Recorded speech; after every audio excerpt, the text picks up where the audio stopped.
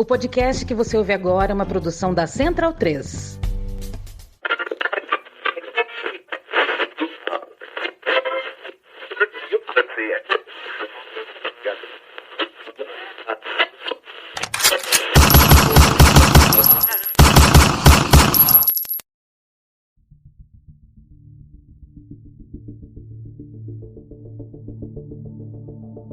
Porque meu filho estava aqui pintando aqui em casa,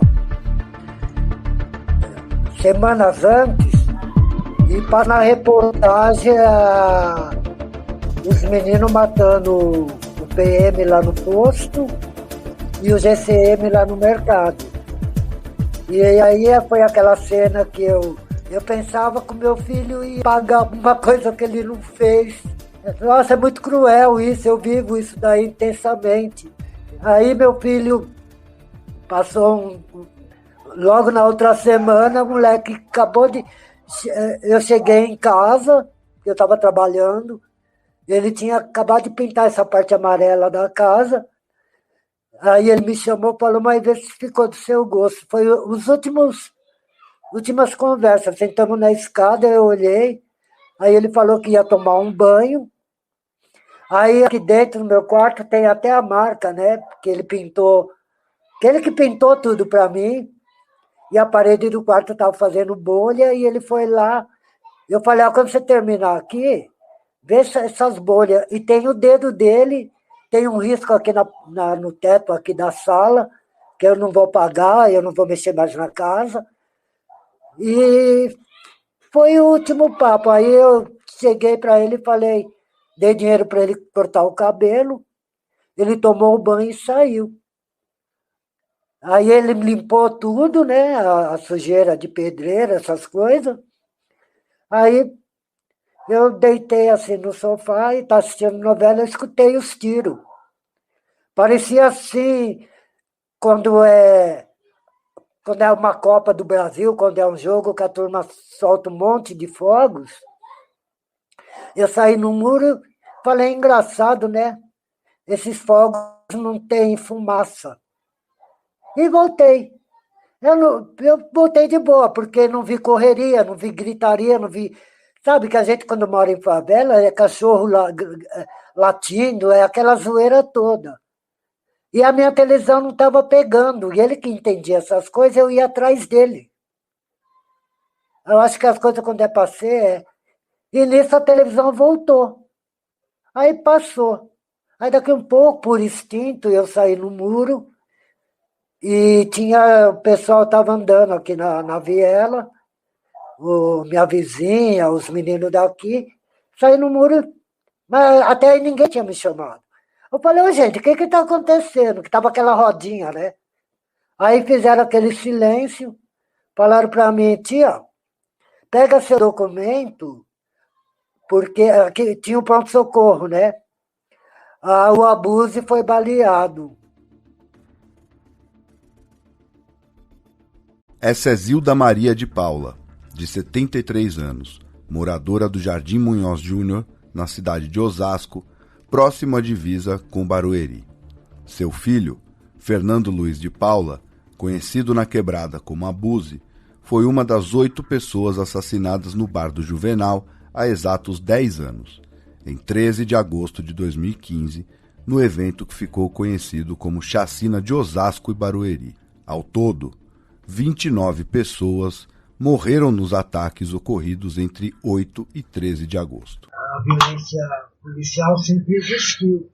Tanto que eu falava para o meu filho não andar em turma, porque quando a polícia chegava eu não queria nem saber, né? E meu filho, naquela inocência ou confiança, eu não devo nada. Mas a polícia não quer saber se você deve ou não deve, tanto que esses meninos morreram sem saber, né? E aí, quando aconteceu isso, apareceu o Will e ele foi nos endereços e começou a juntar as mães para se conhecerem. E dali veio o grupo, né? E a gente está na luta até hoje. E o que são dezenas de corações de mães despedaçados em poucos dias e para sempre? Valem o quê? Uma pena dura e exemplar? uma gorda indenização por parte do Estado que há 10 anos tenta se isentar do ocorrido, a gente sabe que esse valor é nem 1 milímetro da dor instalada no coração dessas mães. A polícia sempre deu medo, né? Apesar que eu tive parentes policiais, tive amigos policiais, e sempre foi violência, mas de um tempo para cá escancarou, se desmascarou o que a polícia faz. E a polícia não tem escolha, né? Aliás, ela escolhe, porque muita gente fala que eles estavam no lugar errado, não errado. Eles não estavam no lugar errado e nem na hora errada, porque eles não estavam matando, não estavam roubando, não estavam brigando. E também não estava traficando e nem fazendo tiroteio com a polícia. Eu já pensei assim, de parar pela minha família, eu já não estava mais assim. Às vezes eu penso em parar, porque meu filho jamais vai me retornar. Aí eu penso, tem muitas mães que precisam de mim, muitas virão, porque isso não vai parar, entendeu? E o que eu penso, eu fui dizimada, né? Porque eu não tive direito de ter netos, eu vivo só para mim mesmo, mas eu penso que eu tenho sobrinhos netos, tenho afilhados, e eu penso nas outras crianças que estão ao meu redor e outras mulheres que, infelizmente, cada dia que passa a gente vai conhecendo. Como eu precisei no começo, eu sempre procuro também dar apoio para essas mães.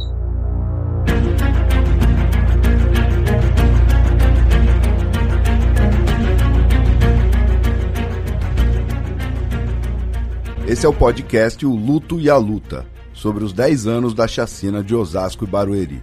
Vamos te contar a história de um dos morticínios a céu aberto mais brutais da história de São Paulo e das mães que ali perderam seus maiores tesouros e desde então lutam por verdade e memória. Uma produção da Ponte Jornalismo, com a Associação 13 de Agosto, de mães e familiares das vítimas da chacina de Osasco e Barueri, e o Lazintec, Laboratório de Análise em Segurança Internacional e Tecnologias de Monitoramento da EPEM Unifesp, Campus Osasco. Eu sou Rafael Sanz, jornalista ligado ao Lazintec e um dos roteiristas e apresentadores dessa série Anti-True Crime. Mais do que recontar a história do massacre, pretendemos abordar as histórias de vida e luta dessas mães, negligenciadas quando o tema vai para a imprensa, além de trazer reflexões aí pertinentes acerca de um quadro mais amplo de violência que favorece a ocorrência de episódios como esse nas periferias das grandes cidades brasileiras. E eu sou Gil Luiz Mendes, jornalista, repórter da Ponte Jornalismo e apresentador aqui da Central 3. Eu também estou nessa apresentação do podcast O Luto e a Luta. Nesse primeiro episódio, a gente vai recontar o que rolou em agosto de 2015 e como a mídia, de forma geral, retratou o caso à época. A gente reviu o que os telejornais noticiaram nas semanas após a matança e também recorreu às matérias dos jornais e, claro, também nos aprofundamos nos trabalhos acadêmicos e dos debates produzidos pelo Lazintec, que desenvolve uma linha de pesquisa específica sobre esse tema. Sejam todos bem-vindos, bem-vindas e bem-vindes. E só para deixar claro antes de começar esse episódio do podcast, é que neste episódio existem cenas de violência, covardia e dor continuada. Então, se isso te gera algum tipo de gatilho, a gente recomenda que você não ouça esse episódio daqui para frente. Homens armados e encapuzados espalham o medo em 2 cidades da região metropolitana de São Paulo. O corpo dele ficou 12 horas no chão, à espera do Instituto Médico Legal de Osasco. Nos locais atacados, investigadores encontraram cápsulas de revólver, calibre 38 e 380. A chacina de Osasco e Barueri ocorreu nas noites de 8 e 13 de agosto de 2015, nas cidades de Osasco, Barueri, Carapicuíba e Itapevi, na Grande São Paulo. Saindo da capital na direção noroeste, você chega aos municípios de Osasco, Barueri, Itapevi, Carapicuíba e Jandira, cidades satélites consideradas como parte da Grande São Paulo. Osasco, com aproximadamente 720 mil habitantes, segundo o censo do IBGE de 2022, e distante 35 quilômetros do centro da capital, é uma espécie de centro para a região. Moradores das outras cidades costumam passar por lá para fazer compras, baldeações nos trens rumo a São Paulo e para trabalhar. Lar de fábricas e estúdios de televisão e um forte comércio popular, a cidade também é conhecida pelas suas quebradas. Já Barueri fica a 43 quilômetros da Praça da Sé, no centro da capital paulista, sendo que muitas das 316 mil pessoas que moram ali se deslocam para trabalhar em Osasco, em São Paulo ou nos luxuosos condomínios de Alphaville, que ficam no próprio município. Construída ao redor deles, Barueri é o retrato cru da desigualdade social brasileira. Os bairros onde ocorreram a chacina, Jardim Munhoz Júnior em Osasco e Jardim Mutinga em Barueri, são considerados periferias dessas cidades e estão na divisa entre elas. No dia 8, pelo menos 6 pessoas foram assassinadas em Carapicuíba e Itapevi por homens encapuzados, naquilo que ficou conhecido como pré-chacina. Mais cedo, na mesma data, o policial militar Avenilson Pereira de Oliveira tinha sido morto por assaltantes num posto de gasolina da região. Ele estava fora de serviço e reagiu a um assalto. 5 dias depois, em 13 de agosto, pelo menos 17 pessoas foram mortas a tiros, sendo 14 em Osasco e 3 em Barueri. Dessa vez para vingar a morte do guarda civil municipal, lá de Barueri, Jefferson Luiz Rodrigues, que ocorreu no dia anterior à matança no mercado da região. Uma dessas vítimas foi o filho de Dona Zilda, morto com outras 7 pessoas no bar do Juvenal, próximo à casa onde morava. Dentre essas dezenas de feridos, alguns também viriam a falecer nas semanas e até anos posteriores, considerando o caso do Amaury Custódio, que a gente também vai contar mais adiante. A polícia ainda trabalha com a hipótese de grupo de extermínio formado por policiais militares, atuando na Grande São Paulo. Na semana passada, um PM que estava de folga foi assassinado ao abastecer o carro em um posto de combustíveis em Osasco. Na quarta-feira, um guarda municipal também foi morto depois que homens armados tentaram assaltar a adega dele, localizada em Barueri. O trecho que você acabou de ouvir é de uma matéria da TV Bandeirantes, veiculada na sexta-feira, 14 de agosto de 2015, dia seguinte à chacina. Era uma quinta-feira e, naquela época, quem governava o estado de São Paulo era o hoje vice-presidente da República, Geraldo Alckmin, um dos principais nomes do PSDB então. E quem era o responsável pela sua Secretaria de Segurança Pública era ninguém mais, ninguém menos do que uma figura que está todos os dias no noticiário nos últimos anos, o atual ministro do Supremo Tribunal Federal, Alexandre de Moraes. O secretário de Segurança Pública de São Paulo não descarta a hipótese de que a chacina tenha sido em represália à morte de um policial militar assassinado há uma semana na cidade de Osasco. A polícia também investiga outro crime que pode ter motivado a chacina. Foi a morte do guarda municipal Jefferson Luiz Rodrigues. Nos locais atacados, investigadores encontraram cápsulas de revólver, calibre 38 e 380, armas que geralmente são usadas pela Guarda Civil, e também uma pistola 9mm, esta última de uso privado das Forças Armadas. É claro que a gente tem que falar em hipóteses, né? Ainda é tudo muito cedo, mas eu queria, antes de começar a conversar contigo, mostrar 2 situações. A primeira, sexta-feira passada, um policial militar dessa região do batalhão de Osasco ali, né? Primeira companhia do batalhão 42, foi assassinado num posto de gasolina, friamente aí por 2 ladrões que assaltavam a loja de conveniência. Esse crime foi exatamente uma semana atrás, né? Os assassinos fugiram. E anteontem teve um outro crime que foi ali também na região, a morte de um guarda civil metropolitano da cidade de Barueri. Ele era dono de uma adega, houve uma tentativa de assalto. Tem as imagens aí pra gente, Leandro, por favor?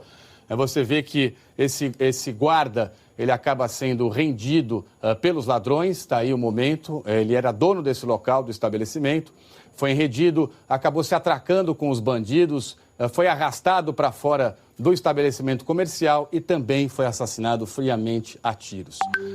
Por tudo que eu conversei com os diretores da polícia, com a polícia militar também, existe a possibilidade de que policiais militares, né, ou até guardas civis metropolitanos dessa região estejam envolvidos nessa onda de mortes de ontem. E é bem possível. Essa apuração é a mesma que você fez? É a mesma que eu fiz. Essa é uma área complicada, já tem histórico essa área em relação a esse tipo de conduta, de grupos de extermínio. Agora, com relação à polícia militar, os 2 que mataram o policial já foram identificados, têm mandados de prisão e serão presos em breve.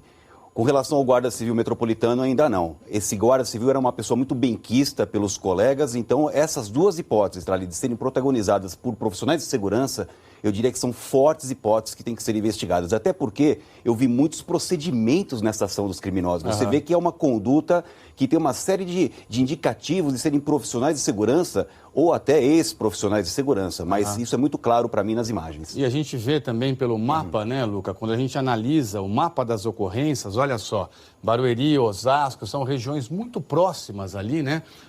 Pontos muito próximos uns dos outros e exatamente as áreas em que esse policial militar e esse guarda civil metropolitano trabalhavam. A gente acabou de ouvir as matérias da SBT e da Globo, respectivamente.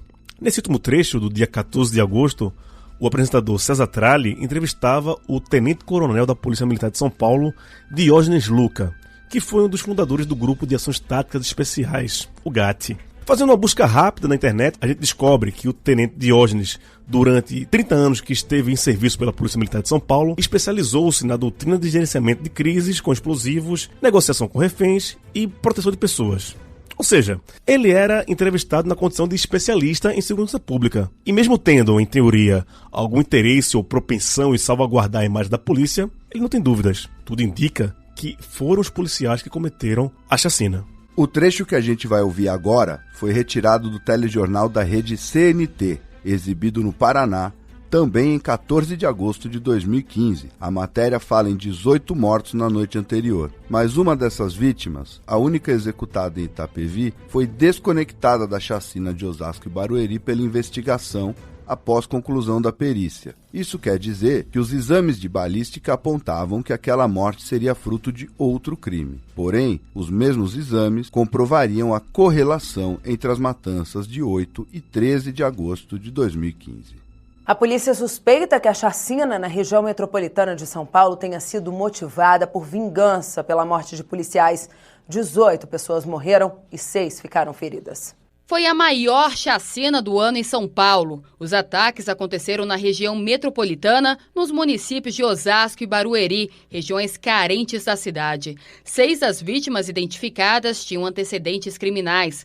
A polícia apura a ligação entre os crimes e as mortes de um policial militar e de um guarda civil nos últimos dias, mas não descarta um elo com o tráfico de drogas ou até as 2 questões juntas. E também apura a relação entre as mortes nos 2 municípios.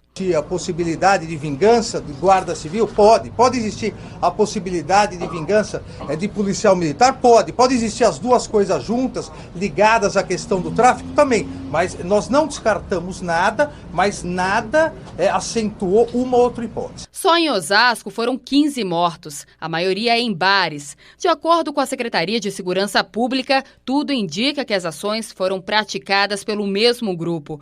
Os criminosos usaram um carro prata e uma motocicleta preta, já identificados por um vídeo. Pelas imagens entregues à polícia, pelo menos 6 pessoas participaram da chacina no município. 2 testemunhas estão ajudando nas investigações. Nas operações Escudo e Verão, no massacre de Paraisópolis e em diversos outros episódios de mortes coletivas produzidas por profissionais da segurança em São Paulo, houve uma vingança da tropa sobre aquelas comunidades. Mataram o policial da rota em serviço e a tropa se vingou. Em Osasco, pelo menos a história que se conta, o policial morreu fazendo bico, o que muda um pouco o caráter da motivação, mas não isenta as forças de segurança. Esse que você acabou de ouvir é Acácio Augusto, cientista político, professor do Departamento de Relações Internacionais da Unifesp de Osasco e coordenador do Lazintec. O laboratório desenvolve uma série de linhas de pesquisa sobre segurança pública e internacional. Uma delas, específica sobre a chacina de Osasco, conta com a participação de Dona Zilda Maria de Paula na condição de pesquisadora. Lembrem da voz do Acácio, porque ele vai aparecer diversas vezes durante o podcast O Luto e a Luta, assim como as outras pesquisadoras do Lazintec que apresentaremos ainda nesse episódio.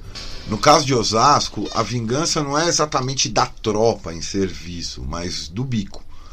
É uma pequena diferença, mas é importante pontuar porque isso chama atenção para um fato sobre o qual não se dá a devida atenção. Qualquer policial hoje faz bico, o que é ilegal e isso é ignorado. Mas o Telhada, por exemplo, vive dizendo que policial honesto é aquele que faz bico. Ele diz isso sempre em podcasts. Existe essa percepção entre eles que acaba sendo passada para o debate público através dos programas policialescos e da presença de figuras ligadas à corporação na política institucional. O coronel da PM, Paulo Adriano Lopes Lucinda Telhada, ex-comandante da Rota, hoje na reserva, se tornou um famoso político oriundo da corporação. Esse esteve no PSDB entre 2011 e 2018. Desde então, está no Progressista, partido de Arthur Lira e Ciro Nogueira. Telhada foi vereador da capital paulista entre 2013 e 2015, assumindo em seguida o mandato como deputado estadual, encerrado em fevereiro de 2023. E nos anos 2000 eu fiz muito tempo bico com o Gugu Liberato. Trabalhei 15 anos com ele, fui chefe da segurança dele, de tenente até major. Que legal. E em 2003, eu não sei se você lembra, você devia ser menino ainda. Isso que você está ouvindo é uma entrevista do Capitão Telhada para o delegado da Polícia Civil, Carlos Alberto da Cunha. O delegado da Cunha, que virou uma espécie de celebridade policial no YouTube e com isso conseguiu se eleger como deputado federal nas últimas eleições. Que polícia, Gugu, quem trabalha com o Gugu é o Major Telhada. Tunga. Ah, era eu. Falaram que os caras era eu, depois não era eu, era cara que trabalhava comigo, depois não era cara que trabalhava comigo, era cara que eu conhecia, enfim, falaram um monte de besteira, não conseguiram provar nada, processei todo mundo, depois de 5, 6, 10 anos eu acabei ganhando, mas nesse meio tempo eu respondi um processo para ser expulso da polícia, que a gente chama de CJ, Conselho de Justificação, como major. Meu filho entrando na PM em 2004 e eu respondendo um processo para ser expulso da polícia por ser, eu não era digno do oficialato. Por quê? Porque eu trabalhava na hora de folga. Então não me envergonhe, isso pra mim é currículo, bicho. Currículo, medalha. Respondi o processo, foi provado que eu não tinha nada a ver, que eu estava totalmente correto, fui promovido a tenente-coronel, de repente as coisas, a vida tem muito disso, da Cunha, é que vocês que estão assistindo a gente aí, às vezes falam, pô, tá uma porcaria, a vida tá ruim, mas a vida é um dia depois do outro, tem coisas boas e coisas más na vida, né? O Telhada e outros policiais com presença na política e nos meios de comunicação vivem falando que o policial honesto é aquele que faz bico. Acácio novamente. E tem um vasto menu desses podcasts na internet. O discurso deles é basicamente o de que se o cara não se corrompe, ele tem que fazer bico para sustentar e criar a sua família. Às vezes, mais de uma, como alguns fazem questão de frisar. E é para pagar as contas que ele faz bico no contraturno. Faz segurança de mercado, posto de gasolina, de padaria. Qualquer pessoa que presta atenção ao seu entorno e vive em São Paulo, percebe que não existe um comércio que não tenha um polícia armado fazendo a segurança.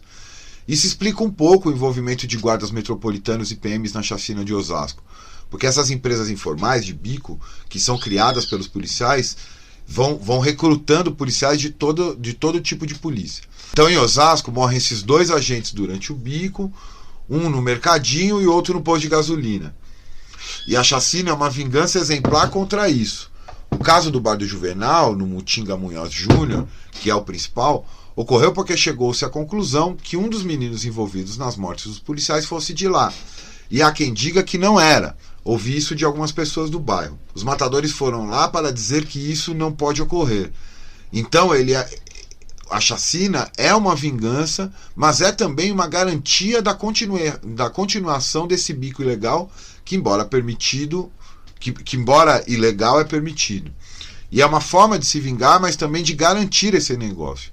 A lógica é o seguinte: se o cara oferece um serviço de segurança onde qualquer moleque chega e mata o guarda, ele é um incompetente.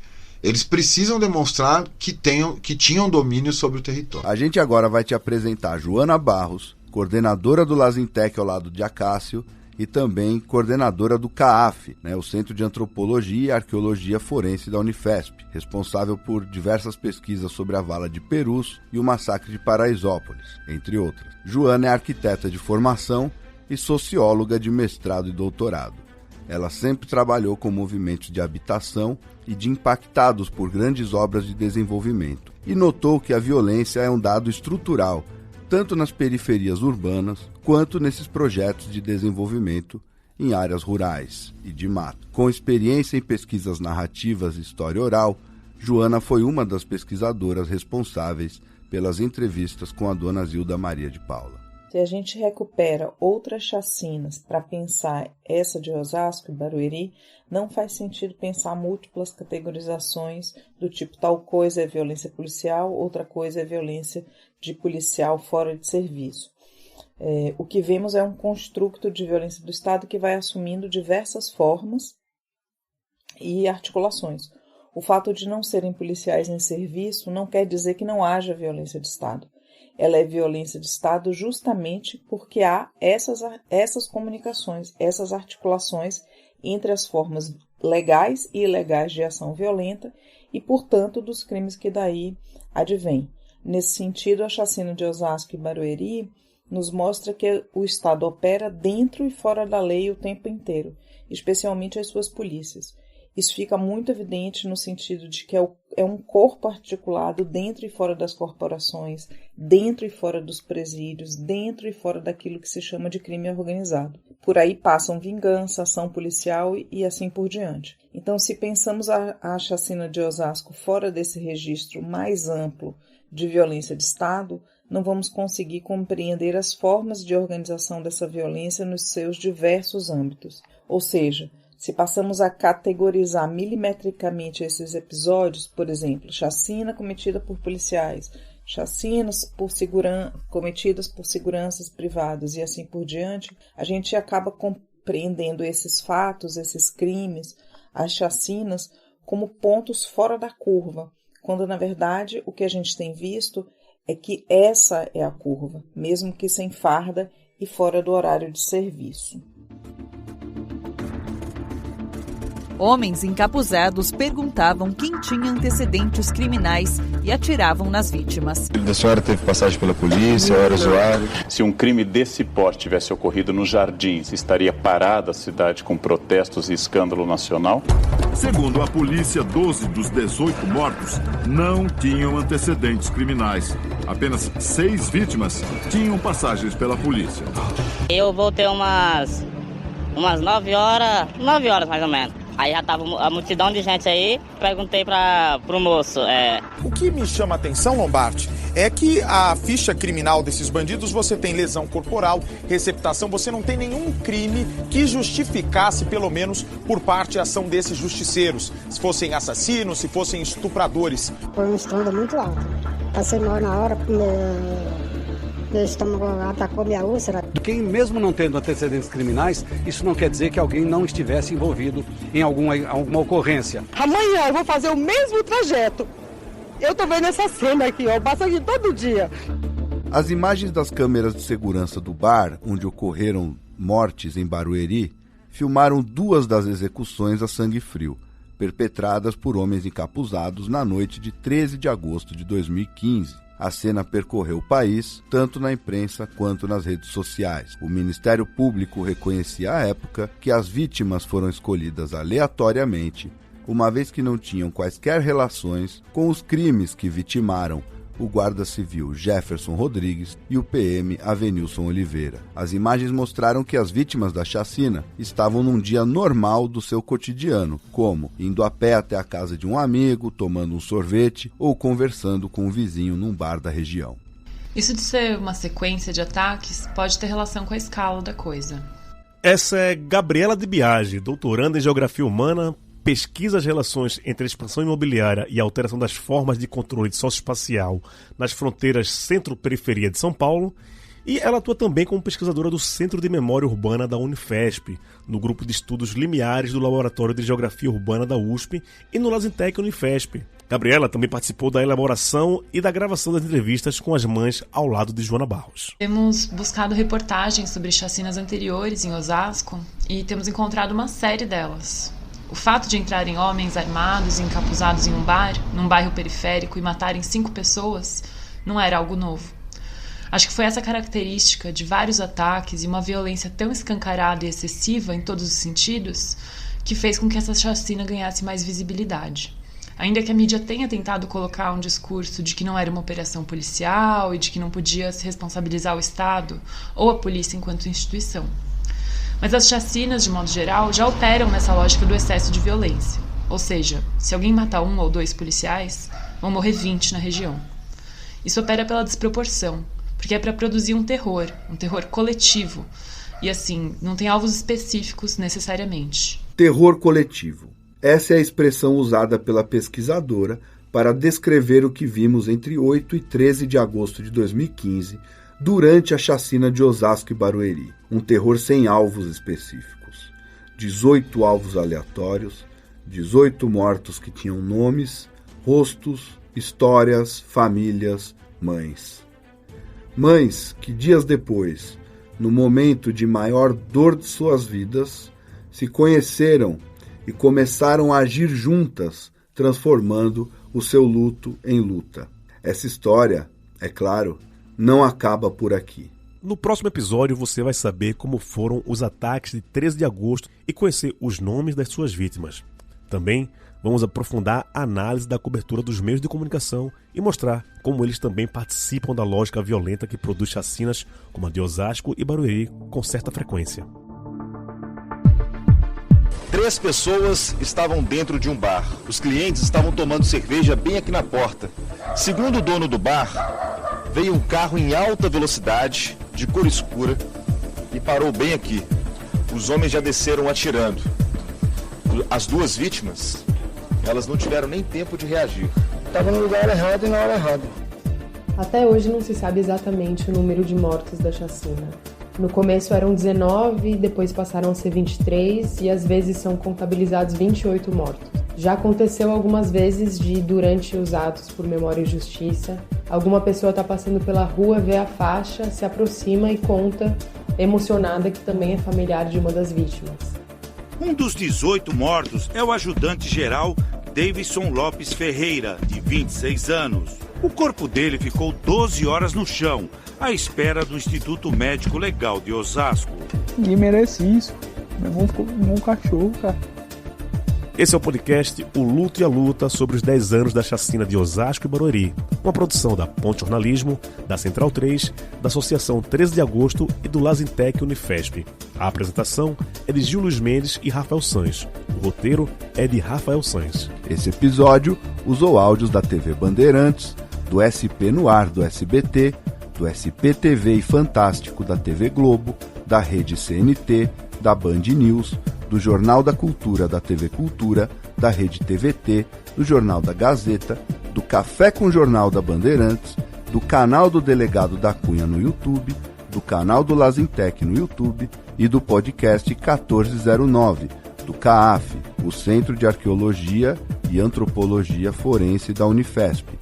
Agradecemos também a colaboração da jornalista Gabriela Moncal. Apoie o podcast O Luto e a Luta. A partir de R$ 9,90 por mês na Orelo, você contribui com esse projeto. Acesse orelo.cc/O Luto e a Luta.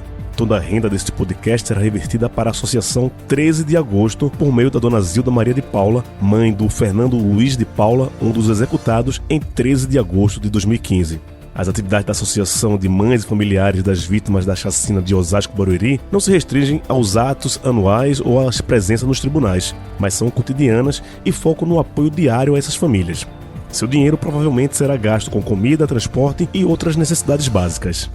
O Luto e a Luta foi gravado no estúdio Gerd Wenzel, na Central 3, e alguns offs no estúdio Mal, Música e Arte Urgente, em Florianópolis. A identidade visual é de Lucas Richardson e Carlos Girardelli, da Sépia Conteúdo. Domênica Mendes fez a revisão deste roteiro, o tratamento dos áudios e a revisão final deste episódio. A edição é de Gil Luiz Mendes. Até o próximo episódio.